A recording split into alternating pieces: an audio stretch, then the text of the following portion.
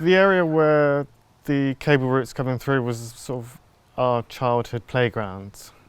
The amenity land is there for the public, for visitors, for tourists. It would be devastating to have all this construction work. The main village is only 400 metres away from the actual site. For me, it's a particular worry that a big energy company can just sort of do what they want. From the outset, it's been a really short time frame. The village of Friston was quite late in finding out what was actually happening. It's not so much a consultation, it's them telling us what they're doing. You're dealing with PR rather than people with full understanding of what they're actually planning to do. And it needs to be managed in a really sensitive way. Heathland is a very uncommon habitat nationally as well.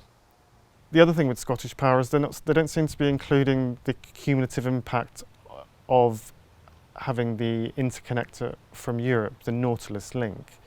That's going to be using the same substation site as the Scottish Renewable Wind Farm.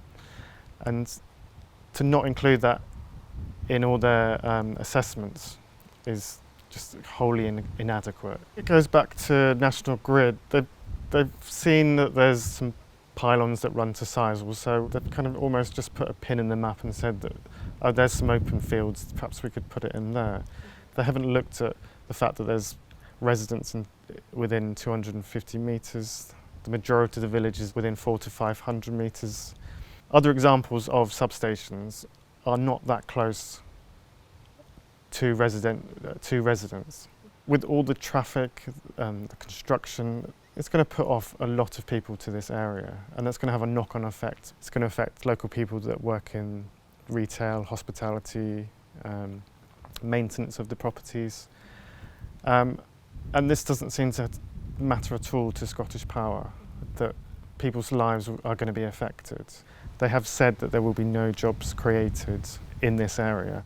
With renewable energies, there's a lack of focus from government in terms of policy making. Scottish Power have gone for the worst possible scenario. Why are they just not looking beyond their own architects and designs? Why can they not look for the best possible solution?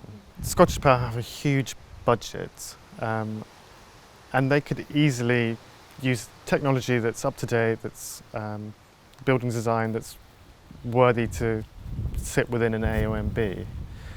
However, they're driven by money, they're driven by shareholders, and quite frankly, it's appalling that they won't create a design beneficial, not just for the local residents, but for future residents. There is a lifespan to wind farms and the technology that's available. So what's going to happen to the site when it comes to the end of its life? Are we just going to be left with a hideous mess